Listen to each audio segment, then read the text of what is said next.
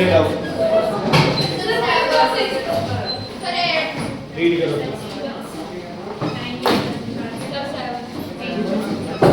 फिर 6 7 8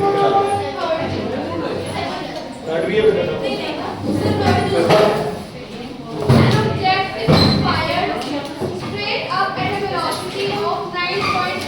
देखो बेटा, an object is fired straight up with the velocity of 9.8 meter per second। ये क्या हो गया?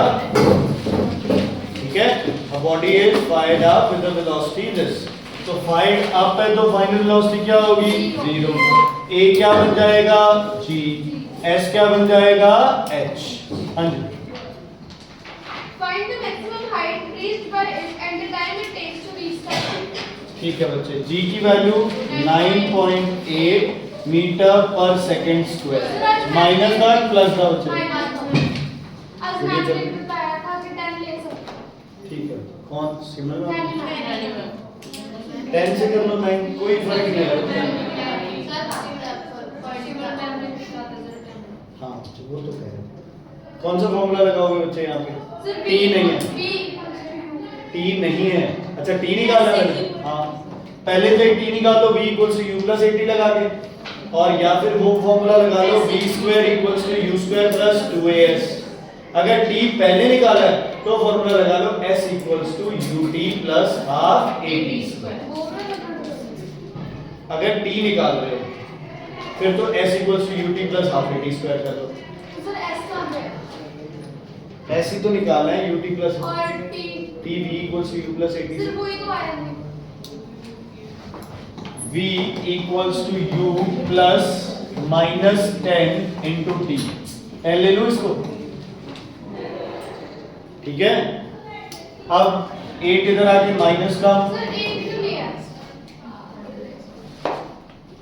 सर u तो 9.8 है। सर 8 क्यों लिया? ठीक है। अगर u 9.8 है तो इसको 9.8 ही रख लेते हैं, कैलकुलेशन सब क्लियर है। 0 equals to 9.8 plus minus 9.8 into t. v equals to u plus 80 minus 9.8 equals to minus 9.8 t. T आ गया 1 से। सर मैंने ना जो एक्सेलरेशन है वो 10 ले। चाहती है ये बता, 10 ले ले उसको। 9.8 बाई 10 आ जाएगा, आंसर आ जाएगा 0.98। क्या दिक्कत है? सर वहां पे 1 सेकंड है। सर मैम ने कहा थोड़ा सा बिल्कुल। तो मैम उधर 10 लिया, उसको 9.8 लिया उसने, इसलिए 1 आ गया आंसर। कोई बात नहीं, करनी चाहिए। अब s इक्वल्स ut वाले फॉर्मूले से तो बहुत डिफिकल्ट हो जाना ये, क्योंकि 0.98 का क्या करना पड़ेगा आपको? स्क्वायर। हाँ अगर 1 वाला है तो सौखा है, तो किसका स्क्वायर करना पड़ेगा? 1 का। ut plus half at square. ठीक है, हो जाएगा, कोई दिक्कत कोई परेशानी? ठीक है, तैयार रहना, शाम को फोन आने वाला था मुझे। हाँ जी बच्चे, नेक्स्ट 6th क्वेश्चन पढ़ो। On the moon, an object is dropped from height of dropped from a height, मतलब इनिशियल वेलोसिटी 0, हाइट कितनी है बच्चे? 2 metres. Acceleration due to gravity moon पे गिवन है 1.67 मीटर पर सेकंड स्क्वायर। क्या निकालना है इसमें? टाइम। बेटा टाइम का फॉर्मूला इसमें लगेगा s equals to ut plus half at square. नहीं यार, कुछ और भी होगा। सर मैंने भी वही लगाया था। सर मैंने भी वही करना है, चलो उससे कर लेते हैं। s equals to ut plus half 1.67 into t square, t square. Clear है बच्चे? ये चीज क्या हो जानी है बेटा आपके पास? 0 पॉइंट हटाने के लिए यहाँ क्या लगा लेंगे आपका? 100। 2 इंटू 100 200, इधर मल्टीप्लाई होके क्या हो जाएगा? 400 इक्वल्स टू टी स्क्वायर। नीचे क्या आएगा? 167। ठीक है, अब इसका करना पड़ेगा क्या? Under root. तो 400 का अंडर रूट कितना होता है? 20। अब अगर 169 होता तो अंडर रूट क्या आ जाता बच्चे? 30। ठीक है, या तो 13 ले लो, कोई चक्कर नहीं है इसमें, अप्रोक्सीमेशन हो जाता है बच्चे। अगर 13 नहीं लेना बच्चे तो इसे 12.92919 लेना है, कोई चक्कर भाई। एग्जैक्ट बिल्कुल करना कोई जरूरी नहीं होता, ऐसी वाले में थोड़ी बहुत अप्रोक्सीमेशन चलती है। 7th क्वेश्चन किसका डाउट है बच्चे? बोलो बेटा 7। हर्षिका करो। A ball is A thrown vertically upwards. body is thrown vertically upwards with a speed 8 metre पर सेकंड, तो ऊपर जाके कितनी हो जाएगी बच्चे? 0। A की वैल्यू -10 मीटर पर सेकंड स्क्वायर। देखो ये 9.8 10 दोनों हो सकती है, ठीक है ना? यही है बच्चे, दो चीजें निकालनी है आपको, एक S निकालना और एक आपको T निकालना। बोलती नहीं है बच्चे क्वेश्चन।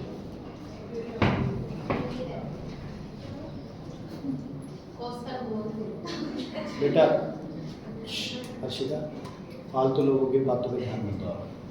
इधर जिनको काम ही नहीं करना, जिनको पढ़ना ही नहीं, उनकी बातों पे क्या करना?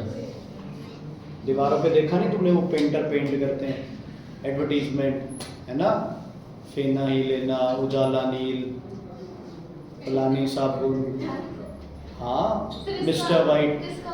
दीवारों पे नहीं देखा तुमने, साइड में रोड के ऊपर बड़े बड़े एडवर्टीजमेंट होते हैं, वो यही तो लोग करते हैं जो ऐसे ये इन पे लिखते हैं बेंचों। हाँ किसी ने लिखा हो, बुरा फील करो, अपने आप बेइज्जती महसूस करो। हाँ जी बच्चे, क्या करें? पहला फॉर्मूला V का, V equals to U plus मतलब -10 इंटू T, तो T की वैल्यू यहाँ से आ जाएगी 0.8 सेकेंड। अर्शिका जी उसने पूछा जाने का और आने का टोटल टाइम, तो 0.8 जाने का, 0.8 आने का 1.6। अगर एक तरफ का पूछा हो तो क्या लिखोगे? 0.8 जैसे मैंने। अब पूछा है S, तो S का फॉर्मूला सेम बच्चे, U T plus half 8/10 into 8/10, ये भी हो गया 8/10। ठीक है, थोड़ा सा ध्यान से इसको करना पड़ेगा। ये हो गया 6.4 माइनस 2 1 2 5 5 8 40 48 320 डिवाइडेड बाय बच्चे 100, 0 से 0 कैंसिल, आंसर आ जाएगा 3.2 मीटर। 6.4 माइनस 3 कहाँ गड़बड़ हो गई बेटा? स्टार्ट ये वाला है ना, मिस हो जाता है कई बार, हमें ऐसे लगता है कि बॉडी को थ्रो किया ना तो स्टार्टिंग वेलोसिटी 0 होगी, ऊपर जा रही है तो फाइनल 0, नीचे आ रही है तो स्टार्टिंग 0। ठीक है, 7 कर लो।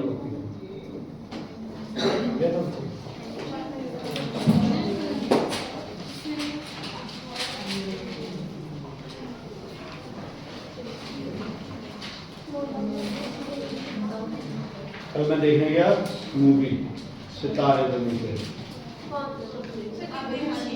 बहुत अच्छी, बहुत बढ़िया, सच में बहुत अच्छी। मैंने वो सॉन्ग वाला बताया था तो मैं घटिया मूवी बिल्कुल। सितारे जमीन पे बहुत ही बढ़िया मूवी। सर हम नहीं जा रहे सर, फिर आप कहोगे कि अब तुम बाहर घूमने चल जाओ। तुम्हें नहीं जाना है, तुम्हें पढ़ना है ना। ये उन लोगों के लिए जो सेटल हो, फ्री है क्या मतलब है? फ्री है, बाकी हम क्यों बात कर रहे हैं? तो उसमें था बच्चों को पीटो मत, सबका अपना एक नॉर्मल लेवल होता है ना। कल तक तो मेरे दिमाग में था, मैंने कहा हाँ यार सबका अपना नॉर्मल लेवल होता है, नहीं मारना चाहिए किसी को। बच्चे तो बच्चे हैं, क्या हो गया? कोई साइंस में इंटेलिजेंट है, कोई मैथ्स में, कोई दोनों में नहीं है। फिर मैंने 10th की क्लास लगाई, वो 25% मेरे दिमाग से निकल गया है ना। फिर मैंने दूसरी क्लास लगाई, वो 50% निकल गया 10th की, बहुत लूट रहे ना।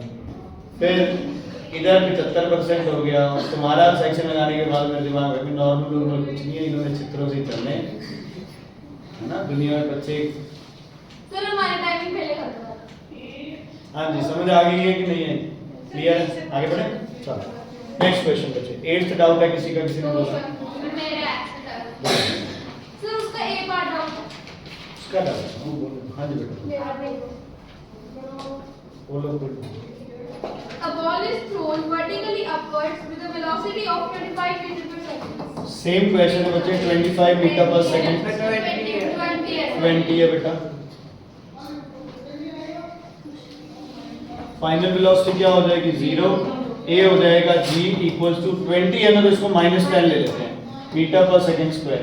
s निकालना है और टाइम निकालना है, यही है क्वेश्चन। Sir, चार पार्ट्स। पहला पार्ट है how high does it rise? s निकालना है तो s पहले t निकालना है बच्चे। t क्या होगा 0 इक्वल्स टू 20 माइनस 80, यही होगा ना। तो टाइम की वैल्यू कितने सेकंड्स आ जाएगी 2 सेकंड्स। s का formula ut 20 into 2 plus 1/2 into -10 into t square 2 into 2 से 2 कैंसिल 40 माइनस 20, क्या आंसर आ गया 20 मीटर्स। हाँ जी बच्चे, Sir, v square equals to u square plus 2. वहां से भी कर सकते हो, v square equals to u square plus 2 into -10 into s। 400 उधर आ जाएगा माइनस का, अपॉन नीचे आ जाएगा माइनस का 20 इक्वल्स टू s। आंसर फिर से कितना है 20। 20.4. कोई बात नहीं, 9.8 लिया बच्चे। हाँ जी बच्चे, टाइम पहला हो गया How long height does it take to reach its highest point? 2 seconds. अगला How long does the ball take to hit the ground after it 2 second ऊपर का, 2 सेकंड नीचे का, टोटल टाइम 4 सेकंड। कितना 4 सेकंड्स। हाँ जी, और Sir, इन्होंने सिर्फ उसका ही पूछा, नीचे आया। नहीं नहीं, हाँ तो ऊपर फेंकेंगे तभी नीचे आएगी Sir, बेटा। यहाँ पे आपने सिर्फ उसको ही लिखा। क्या लिखा है क्वेश्चन बोला तो? How long does the ball take to hit the ground after it reaches its highest point? Highest point से नीचे तक फिर 2 second.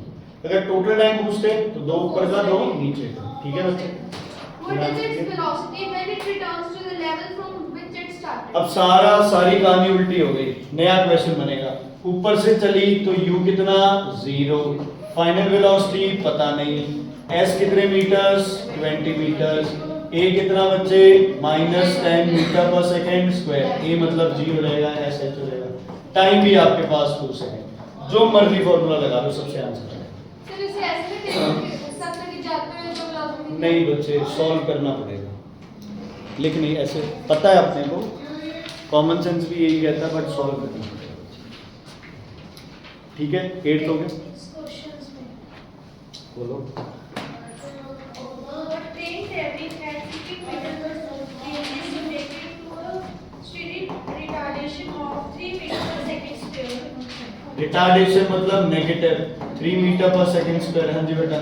How long will it take to come to rest? Rest मतलब v 0, formula v equals to u plus 80। 5 second आ जाएगा।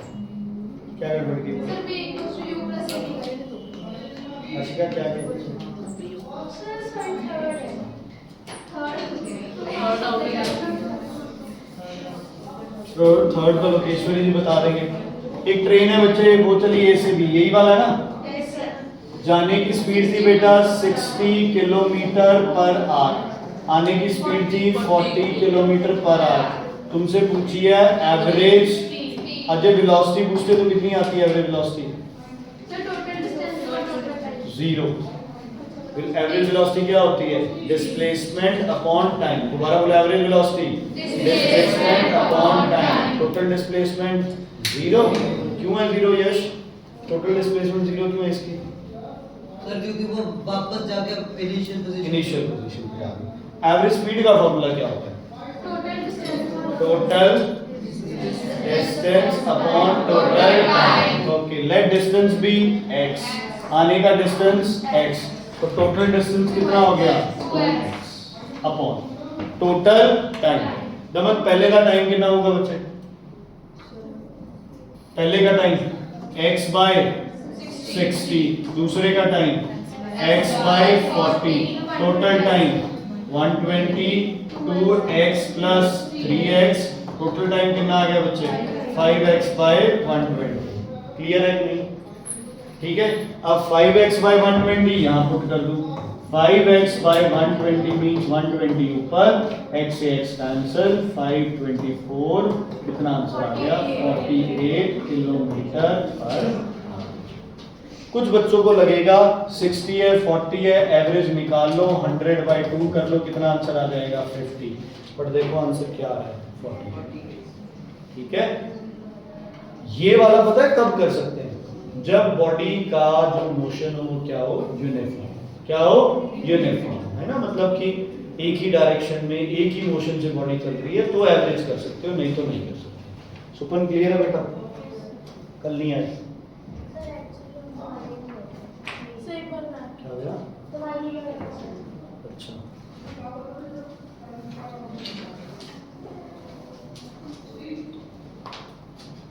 इधर देख, कुछ समझ आएगा मुझे क्या देखा? मेरी तो फोटो ले लियो, चिपका ले सही है पहले।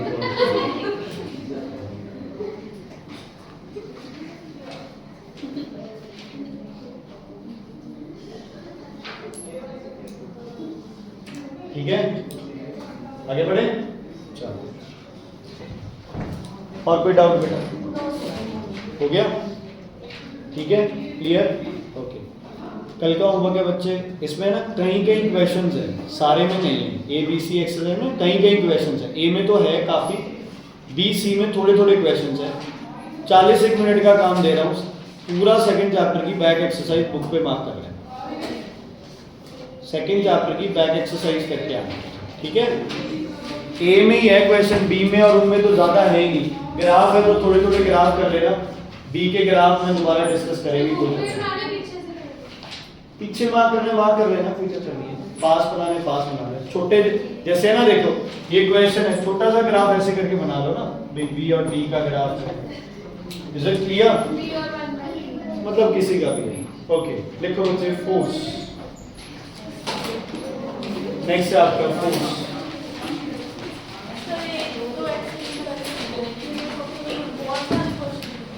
बहुत सारे तो मार्क ही तो करने हैं बेटा। हो जाएगा, परसों चेक कर लो बस, नहीं तो तुम करोगे नहीं।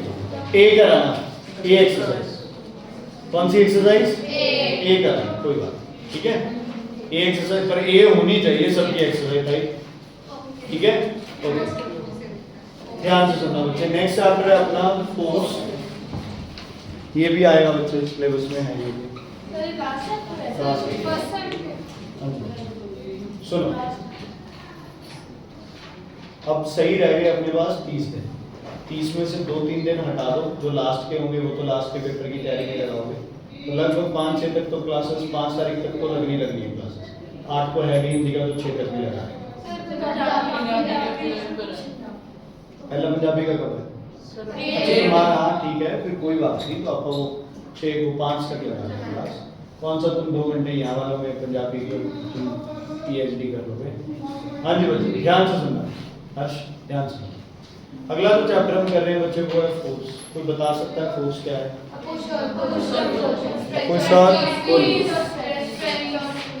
क्या?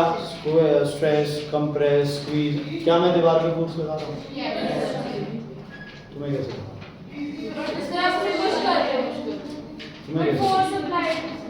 तुम्हें क्या पता मैं फोर्स लगा रहा नहीं, हो सकता मैं ऐसे ही हाथ रख के करूँ।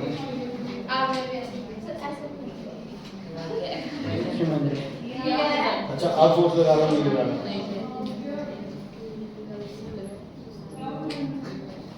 जूम करके देखो तो मेरी उंगलियां फोर्स लगा रही हैं, कांप रही हैं मेरी उंगलियां, फोर्स लगा रहा है। एक्चुअली बच्चे फोर्स क्या है? फोर्स वो चीज है जो या तो चेंज लेके आती है या tends to bring a change. समझ आ गई? फोर्स क्या है? फोर्स ऐसी कोई चीज है जो या तो बॉडी में क्या लेके आती है, चेंजेस, या टेंड्स टू चेंज। इधर आ, इधर अच्छे मिलने लोगों के आगे आएगा, ठीक है? Changes, force, force changes, force changes, ठीक है? Force tends to change. मैं इसके सर की शेप को चेंज करने की कोशिश कर रहा हूं, चेंज कर पा रहा हूं? नहीं। फोर्स लग रही है? यस। दीवार को मैं पुश तो कर रहा हूं, लेकिन क्या दीवार मूव कर रही है? नहीं। But I am trying to move. पागल थोड़ी हूं, वैसे ही फोर्स लगा रहा हूं। मन में तो इच्छा है ना कि दीवार यहां से खिसक के उधर हो जाए, तो अगर बच्चे कोई भी ऐसी चीज, ऐसा पुल पुश जो भी तुम बोलते हो, वो बॉडी में या तो चेंज लेके आए या फिर चेंज लाने की कोशिश करे, उस कॉज को आप क्या बोलते हो? फोर्स। उस कॉज को क्या बोलते हो? फोर्स। क्लियर है बच्चे? समझ आ गई? अच्छा मेरी एक बात सुनो, यूनिफॉर्म मोशन का मतलब होता है वेलोसिटी कांस्टेंट। वेलोसिटी कांस्टेंट है तो एक्सेलरेशन क्या हो गई? जीरो। क्या वेलोसिटी कांस्टेंट रखने के लिए भी फोर्स लगानी पड़ेगी? फोर्स लगाओगे तो मोशन क्या होगा? चेंज और टेंड्स टू चेंज। क्या होगा? मोशन चेंजेस और टेंड्स टू चेंज। कभी कोई पूछे ना ऐसे, देख मैं दीवार को धक्का दे रहा हूं, ये तो चेंज ही नहीं हो रही है, तो आप बोलो नहीं, फोर्स का मतलब ये नहीं है कि कॉज जो चेंज करे, ऐसा कॉजर्स जो कोशिश करे बॉडी को क्या करने की? चेंज। तो अगर यूनिफॉर्म मोशन में बॉडी चल रही है, अगर वेलोसिटी चेंज नहीं हो रही है, तो थ्योरेटिकली उस पे कोई फोर्स नहीं लग रही है। लेकिन फिर भी अर्श के मन में एक सवाल है कि सर अगर कोई बॉडी इधर चल रही हो तो इस पे क्या लगेगी? क्या लगेगी इस पे? कौन सी फोर्स? Friction force. तो इसकी स्पीड कांस्टेंट तो रहेगी नहीं, तो मुझे क्या लगानी पड़ेगी? फोर्स। इसकी स्पीड क्या रखने के लिए? कांस्टेंट। बट बच्चे आप फोर्स इसकी स्पीड कांस्टेंट करने के लिए रख रहे हो, बताऊं क्यों? क्योंकि आप फोर्स किस पे लगा रहे हो? किसको ओवरकम करने की कोशिश कर रहे हो आप? फ्रिक्शन। किसको ओवरकम करने की कोशिश कर रहे हो आप? फ्रिक्शन। अब जो खड़ा हो जाए बच्चे, इथे आ लॉज ऑफ मोशन। सर उसके अंदर ये टॉपिक है अरे यार सुन तो लो, मैं ऐसे ही बोल रहा हूँ। हाँ जी बच्चे, क्लियर है बेटा? समझ आ गया? तो फोर्स क्या है? फोर्स वो चीज है जो चेंज लाती है। क्या यूनिफॉर्म मोशन के लिए फोर्स चाहिए? नहीं। क्या बॉडी को रेस्ट पे रखने के लिए फोर्स चाहिए? नहीं। क्या बॉडी को स्टेशनरी के लिए फोर्स चाहिए? नहीं। हाँ, कई बार बॉडी का मोशन कांस्टेंट होता है फोर्स लगने के बाद भी। इसका मतलब जिस डायरेक्शन में फोर्स लग रही होगी उसके ऑपोजिट भी कोई फोर्स होगी, जो कि दोनों की वैल्यूज क्या होगी? बराबर। डायरेक्शन क्या होगी? ऑपोजिट। तो कोई फर्क ही नहीं पड़ेगा। समझ आ गई? क्लियर है बच्चे? अगर मैं इस पेन को इधर मूव कर रहा हूं और एक फोर्स इसको इधर मूव कर रही है, दोनों फोर्स इक्वल एंड ऑपोजिट है, तो क्या ये मूव करेगा? नहीं। समझ आ गई बच्चे? तो sum of all forces acting on a body क्या होना चाहिए? जीरो। अगर बॉडी में यूनिफॉर्म मोशन है या बॉडी किस पे है? रेस्ट पे। अगर बॉडी पे जितनी भी फोर्सेस लग रही है उनका सम जीरो नहीं है तो बॉडी यूनिफॉर्म मोशन में नहीं होगी। या तो बॉडी की स्पीड क्या करेगी? इंक्रीज। या बॉडी की स्पीड क्या करेगी? डिक्रीज। क्या बॉडी रेस्ट पे रहेगी? नहीं। मोशन क्या कर सकता है? मोशन किसी की डायमेंशंस को फोर्स क्या कर सकती है? सॉरी, किसी भी डायमेंशंस को चेंज कर सकती है। फोर्स किसी के मोशन को चेंज कर सकती है। रुकी हुई बॉडी को चला सकती है, चलती हुई बॉडी को रोक सकती है, धीरे चलती को फास्ट कर सकती है, फास्ट को धीरे कर सकती है। समझ आ गई? तो दो तरह की बॉडीज होती है बच्चे, नोट कर लेना। एक होती है बेटा रिजिड बॉडी और एक होती है नॉन रिजिड। ऐसी बॉडी जिसकी डायमेंशन फोर्स लगाने से चेंज हो जाए वो नॉन रिजिड है, जिसकी डायमेंशन चेंज ना हो वो क्या है? रिजिड। तो फोर्स क्या कर सकती है बच्चे? रिजिड में फोर्स सिर्फ और सिर्फ क्या कर सकती है? मोशन को, बोलो बच्चे, मोशन को चेंज। लेकिन नॉन रिजिड में दो चीजों को चेंज कर सकती है। नंबर वन क्या? डायमेंशंस, मतलब शेप एंड साइज, और दूसरी बच्चे क्या? मोशन। ठीक है? दोनों को क्या कर सकती है? चेंज। ठीक है बच्चे? अगर मोशन चेंज हो रहा है और डायमेंशन चेंज हो रही है तो बॉडी को क्या बोलोगे? मोशन और डायमेंशन दोनों हो रही है तो नॉन रिजिड। अगर अकेला मोशन चेंज हो रहा है तो रिजिड। क्योंकि रिजिड पे आप फोर्स लगाए ना बॉडी टूट जाएगी। दो हिस्सों में नहीं तोड़ना, बॉडी की शेप साइज चेंज करना। ठीक है? जैसे आटा होता है, आटे का पेड़ा होता है, जैसे वो क्या है? रिजिड, नॉन रिजिड ना उसकी। हाँ बलून, हाँ वो भी ठीक है, एयर फिल्ड इन बलून वो भी नॉन रिजिड हो जाएगा, ठीक है। ओके, ध्यान से सुनना बच्चे। अगला दो तरह की फोर्सेस होती है, एक होती है कॉन्टैक्ट, एक होती है नॉन कॉन्टैक्ट। अच्छा, कॉन्टैक्ट फोर्सेस कब होती है? जब दो बॉडीज आपस में क्या हो, कॉन्टैक्ट में। नॉन कॉन्टैक्ट कब होगी? जो दो बॉडीज आपस में कॉन्टैक्ट में ना हो। एक सिंपल सा बेसिक एग्जांपल है, दोनों हाथों को रब कर रहे हैं, आपस में क्या है? फ्रिक्शन। तो कौन सी फोर्स हो गई? कॉन्टैक्ट। कौन सी हो गई? कॉन्टैक्ट। चांटा मारूं आपके, कौन सी फोर्स हो गई? कॉन्टैक्ट। कौन सी हो गई? कॉन्टैक्ट। और ये पेन, क्या धरती के साथ इसका कोई कॉन्टैक्ट है? नहीं है ना, हवा है, कॉन्टैक्ट बॉडीज का तो नहीं है। लेकिन हाथ हटाते ही ये बॉडी नीचे गिरेगी, तो ये कौन सी फोर्स हो गई? Non contact. कौन सी हो गई? Non contact. ग्रेविटेशनल है इसका नाम, लेकिन ये कॉन्टैक्ट नॉन कॉन्टैक्ट में कौन सी हो गई? Non contact. अब ध्यान से सुनना बच्चे, जो मैं बताने जा रहा हूँ, सबसे पहली कॉन्टैक्ट फोर्स जो होती है वो होती है कौन सी फोर्स? फ्रिक्शन। फ्रिक्शन क्या लगती है बच्चे? हमेशा ऑपोजिट टू द मोशन। तुम्हारी जिंदगी में एक ऐसा दोस्त होगा जो तुम्हें कभी भी आगे बढ़ने नहीं देगा। जब भी तुम कुछ करने की कोशिश करोगे वो कहेगा छड़ना है, रहने, छड़ना है, कोई गल नहीं, बैठा रहना, की करना है तुम्हें, है ना। कहीं जाने को नहीं यार, बैठे हैं ना यहाँ पे आराम से। वो कौन है बच्चे? वो कौन है? फ्रिक्शन। वो कौन है? वो कौन है? फ्रिक्शन। फ्रिक्शन एक नेसेसरी इविल है बच्चे। फ्रिक्शन एक नेसेसरी इविल है। ये तुम्हारे उस प्यारे रिश्तेदार की तरह है जो तुम्हारे पेरेंट्स को तो बहुत पसंद है, लेकिन तुम्हें वो नहीं पसंद। तुम चाहकर भी उसे अपनी जिंदगी से नहीं निकाल सकते, तुम चाहकर भी, है ना। हर किसी के मन में वो रिश्तेदार होते हैं, हर किसी के मन में वो रिश्तेदार होते हैं। कईयों के पड़ोसी भी होते हैं।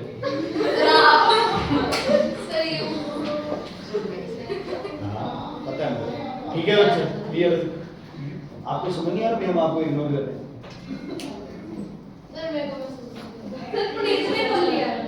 Necessary evil. इविल क्यों?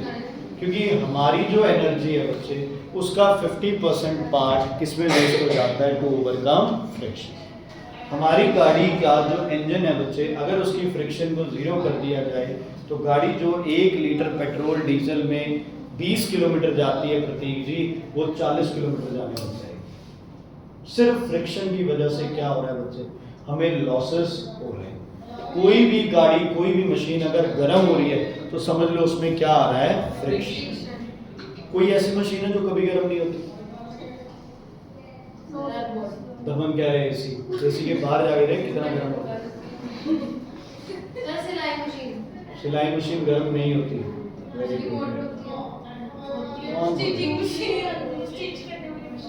सिलाई मशीन समझते हैं आप? तो मोटर वाली भी आती है। ठीक है बच्चे। इवन अगर रेफ्रिजरेटर की भी बात करो बच्चे, उसके भी साइड में हाथ रखना, वो भी गर्म। तो हर एक चीज बच्चे, हर एक चीज, पसीना आता है बच्चे, ठीक है। कूलर भी बच्चे, कोई भी मशीन है वो गर्म होती है। कूलर 4 घंटे चला के बंद करके उसके हाथ लगा के देखना मोटर पे कितनी गर्म होगी, आग निकल रही है। समझ आ गई बेटा? ठीक है। तो फ्रिक्शन क्या है? इविल है, क्योंकि ये अपनी एनर्जी को क्या कर रही है?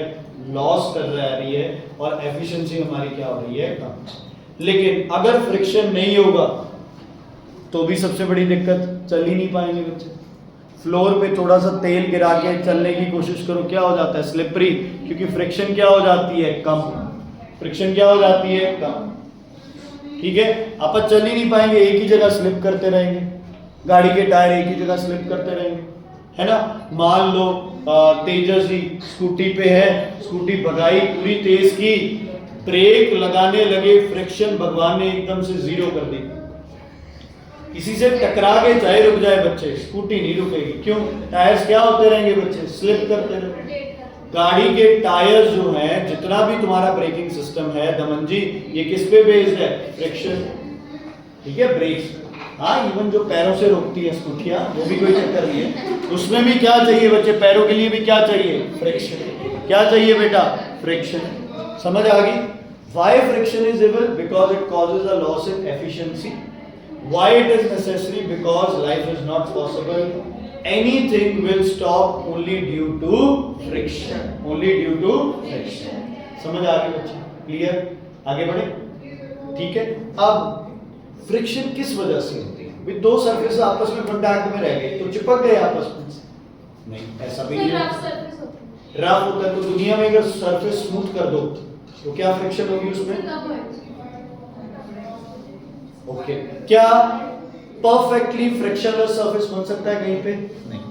अच्छा, तुम मुझे कोई ऐसा सरफेस बताओ जिस पे फ्रिक्शन कम हो, कोई भी आप कह रहा हूं। Glass, tile. अगर ग्लास या टाइल पे ऐसे हाथ फेर के देखो ग्लास पे तो क्या रफनेस पता चलती है तुम्हें मार्बल में? नहीं। लेकिन अगर उसी टाइल को आप माइक्रोस्कोप से देखो तो उस टाइल, उस ग्लास, उस पे आपको ऐसे सरफेस दिखाई देगा। मतलब इस दुनिया में कोई भी सरफेस ऐसे परफेक्टली स्मूथ नहीं है। कोई भी सरफेस परफेक्टली स्मूथ नहीं है। उस सरफेस में ऐसे उबड़ खाबड़ क्या रहती है, जगह रहती है।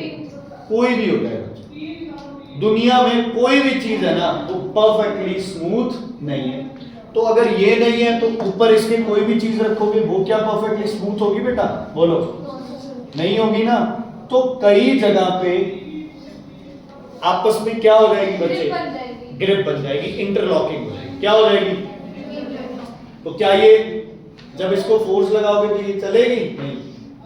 ये इंटरलॉकिंग क्या करेगी? टूटेगी। या फिर इसमें से क्या करेगी? ऐसे बाहर निकलेगी। तो बाहर निकालने के लिए जो फोर्स चाहिए आपको वो किसके बराबर होगी? Force of friction. किसके बराबर होगी? Force of value. फ्रिक्शन तो ये है जो रोक रही है, इसको हटाने के लिए जो फोर्स चाहिए वो किसके बराबर होगी? फ्रिक्शन की। मान लो आपने ऑयल डाल दिया है ना, ऑयल डाल दिया, कोई लुब्रिकेंट डाल दिया। मशीन पार्ट्स में हम क्या लगा देते हैं बच्चे? ग्रीस लगा देते हैं, ऑयल लगा देते हैं। वो इनमें भर जाएगा, गड्ढों में भर जाएगा, लेकिन फिर भी थोड़ी बहुत आपस में क्या रहेगी बच्चे? फ्रिक्शन रहेगी। ठीक है, गड्ढों में भर जाएगा, फिर भी जो लॉकिंग पूरी पहले ऐसे थी वो लॉकिंग थोड़ी सी क्या हो जाएगी? लूज हो जाएगी, लेकिन फ्रिक्शन तो अभी भी क्या है? रहेगी ना आपस में। तो परफेक्टली फ्रिक्शनलेस सरफेस नहीं बन सकती। अच्छा, दो सरफेस है, रफ है ना, उनको आप रब कर दें बहुत देर तक तो दोनों सरफेस क्या हो जाते हैं? स्मूथ। क्योंकि ये जो रफनेस है, ये जो पीक्स वैलीज है, ये बार बार बन के एक दूसरे को क्या करेंगी? तोड़ देंगी। फिर भी क्या परफेक्टली स्मूथ बनेगा? मार्बल लगता है घर पे, उसकी घिसाई होती है ना, रगड़ाई बोलते हैं जिसे कॉमनली। ठीक है, घिसाई करते हैं ना उस मार्बल की, पॉलिश करते हैं। किसी भी आप कितनी मर्जी बच्चे उस पे कर लो आप, लेकिन फिर भी फ्रिक्शन रहेगी। कोई भी सरफेस है वो परफेक्टली स्मूथ नहीं होता। तो दो रफ सरफेसेस की इंटरैक्शन होने की वजह से एक सरफेस दूसरे के ऊपर मूव नहीं कर पाता, जिसकी वजह से कौन सी फोर्स होती है? फ्रिक्शन। ये तभी होगी जब दो बॉडीज आपस में क्या होगी? कांटेक्ट। हाँ, एयर फ्रिक्शन होता है, लेकिन एयर फ्रिक्शन ये सॉलिड फ्रिक्शन से क्या होता है? बहुत कम। लिक्विड फ्रिक्शन सॉलिड से क्या होता है? कम। लेकिन एयर से क्या होता है? ज्यादा। एयर से क्या होता है? ज्यादा। ठीक है बच्चे? ओके, पहली फोर्स कौन सी होगी? फ्रिक्शन। नंबर 2 फोर्स लिखो बच्चे। अच्छा, उससे पहले एक चीज बताऊंगा, ये धागा है। हाँ, कॉन्टैक्ट में पहली थी फ्रिक्शन, डायरेक्शन बता दी थी तुम्हें और थोड़ा सा आइडिया सा दे दिया। अच्छा, ये धागा बच्चा, इस पे है ना वेट लगा रखा है कुछ, ठीक है, खींच रखा है इसको पूरा, और ये वेट यहां से टूट गया, यहां से इसको कट कर दिया आपने। जस्ट अगली सेकंड धागे की पोजीशन ये होगी, या ऐसे ही रहेगा, या धागा लंबा हो जाएगा, ऐसे हो जाएगा। क्या पोजीशन होगी? 1 2 3, जस्ट अगली सेकंड।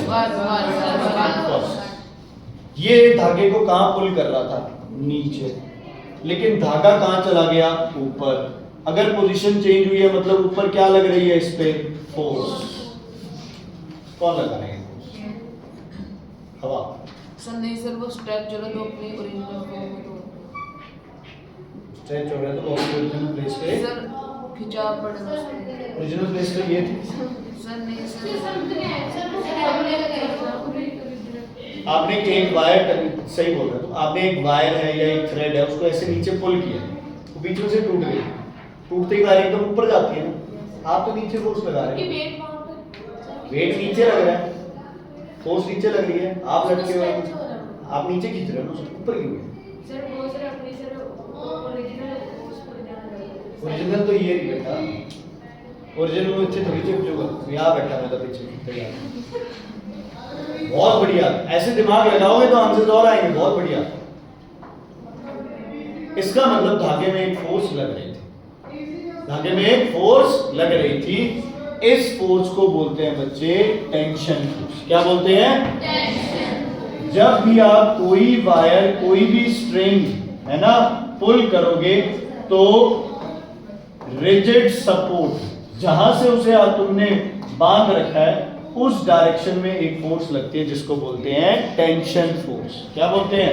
Tension force. वेट इसको तोड़ने की कोशिश कर रहा है, टेंशन ऊपर लग रही है, दोनों क्या है? बराबर, तो ये धागा टूटेगा नहीं। अगर वेट ज्यादा हो गया, अगर वेट ज्यादा हो गया तो क्या हो जाएगा बच्चे? एकदम से धागा टूट के क्या करेगा? तो स्ट्रेस बढ़ जाएगा। वेट ज्यादा हो गया, टूट गया, वेट क्या हो गया? एकदम से जीरो। टेंशन अभी भी लग रही है तो टेंशन उससे ऊपर, लेकिन ये तभी लगेगी जब वायर क्या है? स्ट्रेच। जब वायर क्या है? स्ट्रेच। अगर वायर लूज है तो उसमें कोई टेंशन नहीं। समझ आ गई? वायर हो, स्ट्रिंग हो, रोप हो, समझ रहे हो? रस्सी जैसी सी चीज है ना, इवन बच्चे तुम्हारे पजामे के नाले हो, उनमें भी क्या लगेगी? क्या लगेगी? Tension force. क्या लगेगी बच्चे? Tension force. ठीक है, समझ आ गई? किसका? Second point tension force. उसके आगे का force in a stretch string, force in a stretch string, ये डायग्राम बना लो और लिखो टुवर्ड्स द फिक्स्ड सपोर्ट। नीचे लगेगा वेट, ऊपर लगेगी tension. Towards the fixed support, force in a stretch. forced in a stretched string, STRING, force in a stretched string, direction लिख लो towards the rigid support और diagram बना लो। Force नीचे, tension ऊपर।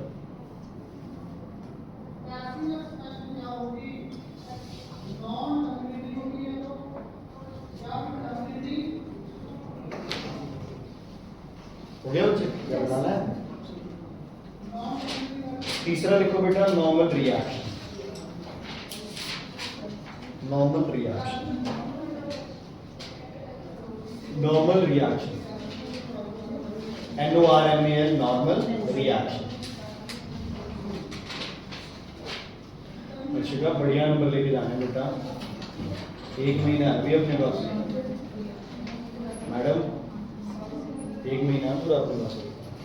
अच्छा एक बात बताओ यार, वैसे ही पूछ रहा हूँ, तुम लोग अब चेयर पे बैठे हो, क्या तुम चेयर पे कोई फोर्स लगा रहे हो? Yes sir. इसके बराबर है वो तुम्हारे वेट वेट के बराबर। किस डायरेक्शन में लग रही है? क्या चेयर आप पे कोई फोर्स लगा रही है? लगा रही है सर, एकदम टूट जाती है। क्या चेयर आप पे फोर्स लगा रही है? Yes sir. अच्छा कभी न्यूटन का कोई लॉ पढ़ा था? Newton every action is equal and opposite reaction.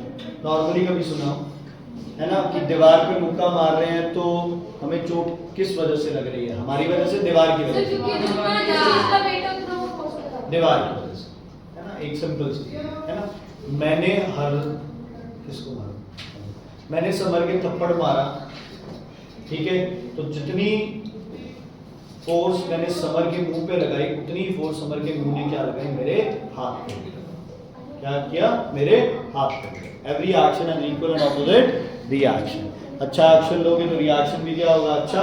बुरा एक्शन लोगे तो रिएक्शन भी क्या होगा? बुरा। ठीक है बच्चों, चलो दोबारा आते हैं साइंस पे।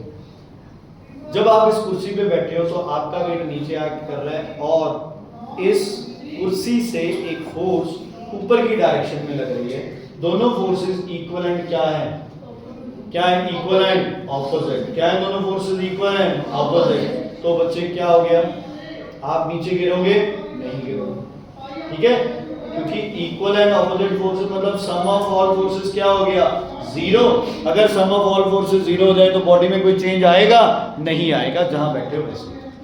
मान लो इस चेयर को मैं ऐसे टेढ़ा कर देता हूं, है ना, इस चेयर को हम क्या करते हैं, थोड़ा सा टेढ़ा कर देते हैं, तो आप क्या होने लग जाओगे बच्चे? स्लिप होने लग जाओगे। इसका मतलब आपका वेट और नॉर्मल रिएक्शन बराबर नहीं, ठीक है। और चेयर को बिल्कुल ही आता है, अब देखो पेन ऐसे पड़ा है, ऐसे करोगे तो पेन मूव करेगा।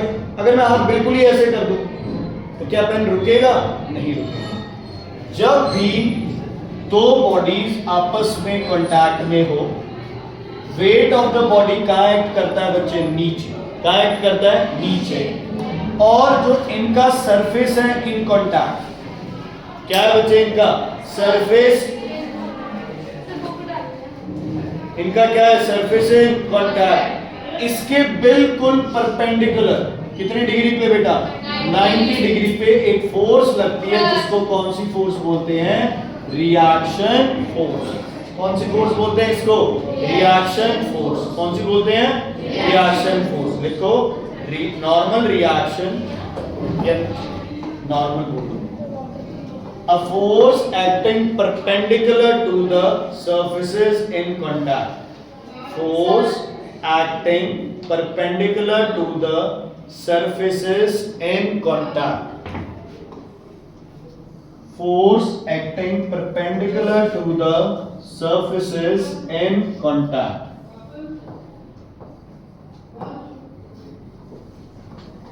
Force acting perpendicular to the surfaces in contact. नहीं, सुन लो, ये बना हुआ केवल वो बाद में बना। बेटा कौन सा वेट सही है? कन्वल आप बताओ। उसमें वेट W1 सही, ये वेट है बॉडी का या ये है? कौन सा सही मार्क किया? 2। मतलब अगर बॉडी ऐसे हो जाए तो वेट इस डायरेक्शन में लगने लग जाता है।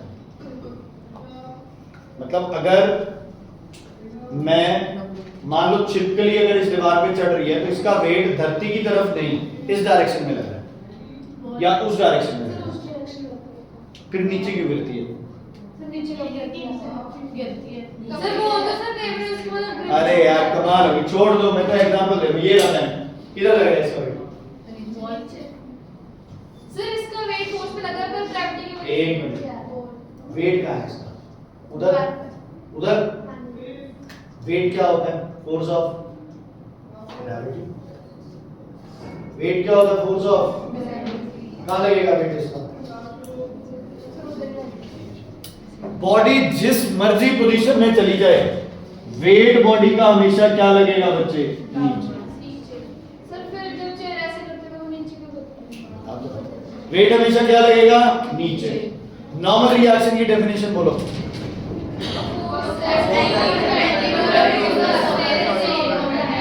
ओके, ये है नॉर्मल रिएक्शन या ये R2 है नॉर्मल रिएक्शन? बोलो डेफिनेशन के हिसाब से R1 है नॉर्मल रिएक्शन या R2? तो R1 हटा दो ना, यस और नो? लो, क्या वेट और ये ऑपोजिट है एक दूसरे के? क्या वेट और नॉर्मल रिएक्शन? वो मारती बहुत उधर वाली लड़कियां, देख तो रहा है तू। हाँ जी, क्या वेट और नॉर्मल रिएक्शन बराबर हैं? ऑपोजिट हैं? मुझे तो नहीं दिख रहे। वेट के ऑपोजिट होता तो यहां होना चाहिए था, नहीं है ना? वेट के ऑपोजिट होता तो कहां होना चाहिए था? सीधा। लेकिन थोड़ा सा किधर हो गया? ये इस वाली साइड हो गया। मतलब वेट भी नीचे खींच रहा है उसे, रिएक्शन फोर्स भी हल्की सी क्या हो गई? इस साइड। तो बॉडी क्या करेगी? नीचे आना स्टार्ट हो जाएगी। अब अगर यहां है बॉडी, यहां वेट किधर एक्ट करेगा बॉडी का? यहां। नॉर्मल रिएक्शन कहां होना चाहिए था? यहां होना चाहिए था? नहीं, नॉर्मल रिएक्शन कहां होगा? यहां। ये बॉडी रुकेगी? बिल्कुल ही नहीं रुकेगी, एकदम से नीचे गिर जाएगी, क्योंकि इस वॉइड को यहां तो कोई रोक ही नहीं रहा है, यहां थोड़ा बहुत ये रोक रहा है, तो ये बॉडी क्या आएगी? धीरे आएगी। और यहां सारे वेट को ये रोक रहा है, तो बॉडी क्या आएगी? तेज आएगी। इसी चेयर पे अगर मैं हाथी बिठा दूं, चेयर टूट जाएगी। जितना वेट एक हाथी चेयर पे लगा रहा है, उतना वेट चेयर किस पे लगा रही है, हाथी पे लगा रही है, लेकिन चेयर उस वेट को सहन नहीं कर पा रही है तो टूट जाती है। आप कागज की चेयर पे बैठोगे, क्या करेगी चेयर, टूट जाएगी।